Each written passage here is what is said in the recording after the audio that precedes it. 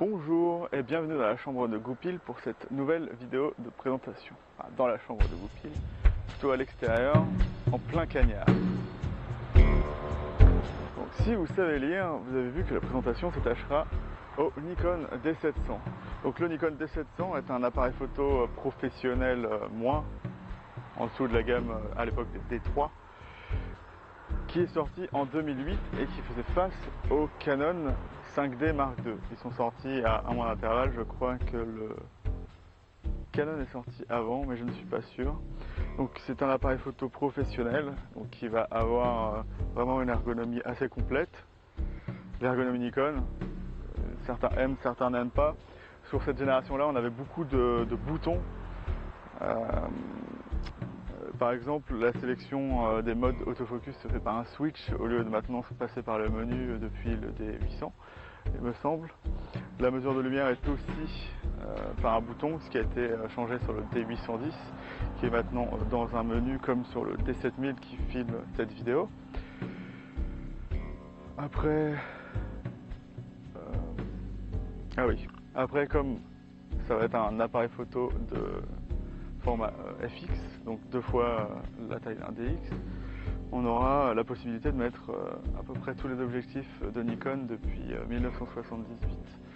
En effet, on aura le moteur à l'intérieur de l'appareil photo pour pouvoir utiliser des objectifs tels que le 35 mm présent ici, ainsi que les manuels.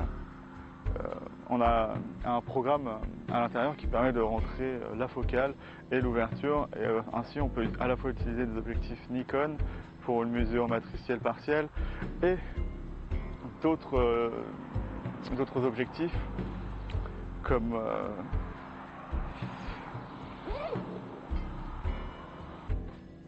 ça par exemple, un Sicor 28 mm de 8 macro qui n'est pas un Nikon, mais en inscrivant dedans que c'est en faisant semblant que c'est un 28 mm Nikon, la mesure de la lumière se fait parfaitement avec, ce qui est assez intéressant.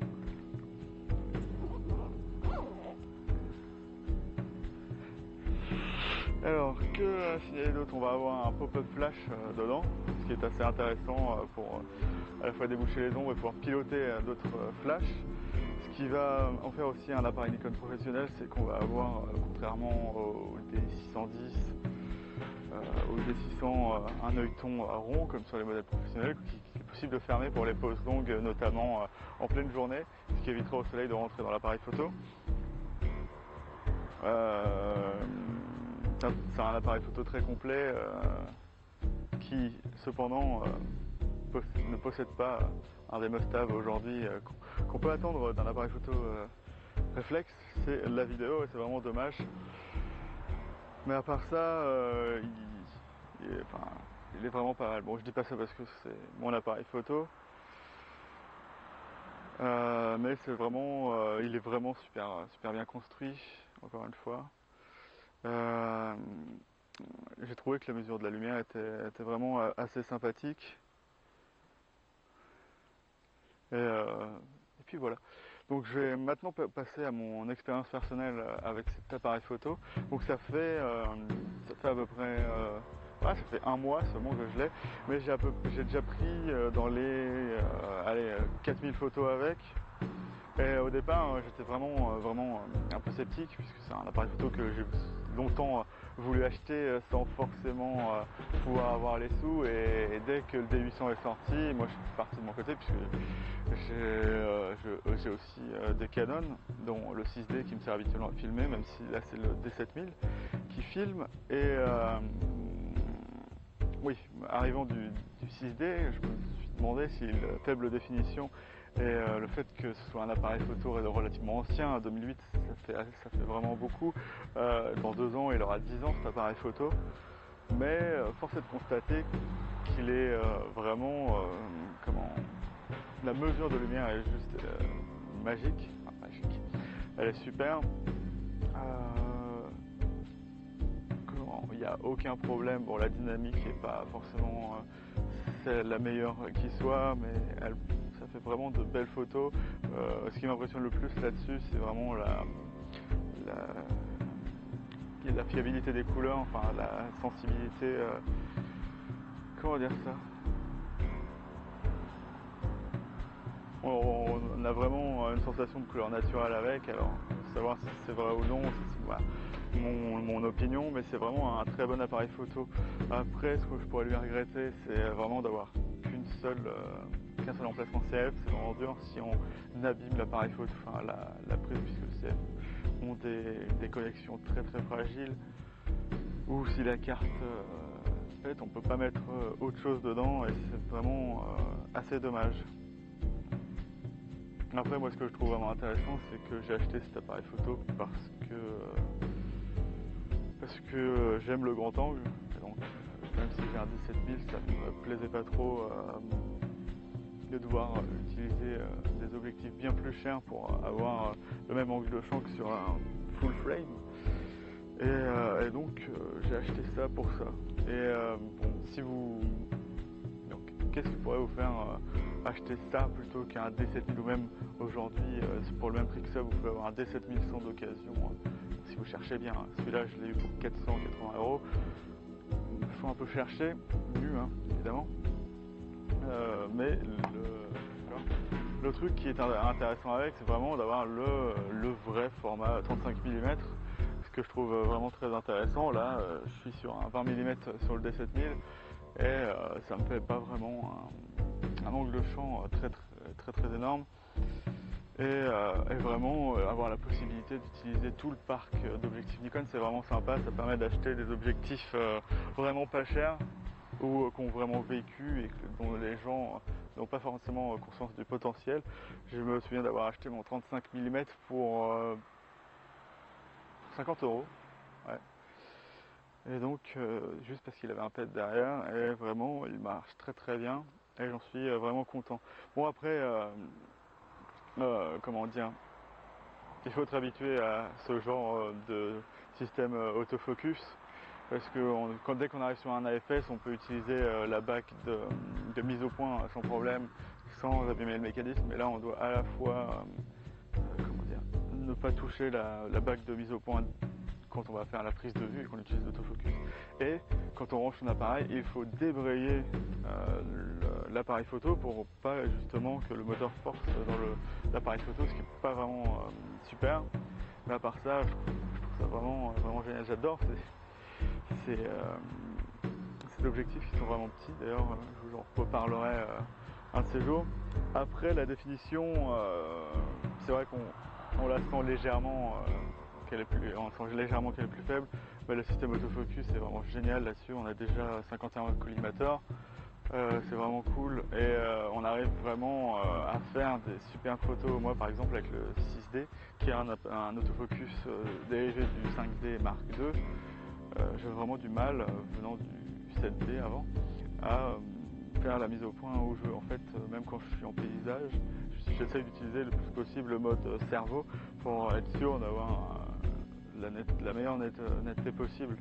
Et là, avec un système autofocus comme ça, même si on a 12 millions de pixels, l'autofocus réagit vraiment tellement bien qu'elle paraît vraiment super. Et puis aujourd'hui, on a des logiciels pour augmenter la taille des photos sans que ça les empêche d'être belles, d'avoir l'air bien, même si je suis d'accord qu'on n'aura jamais avec un D700 les mêmes détails que sur un 5DS ou un 5DSR, mais c'est vraiment pas mal. Et moi, je me suis étonné à vraiment au départ l'essayer et faire waouh, c'est cool. Et on a aidé aussi vachement avec la mesure matricielle là-dessus, qui est vraiment génial. Après, en haut ISO, ça va jusqu'à un certain point. C'était un des premiers appareils photo, on disait waouh, regardez, c'est génial.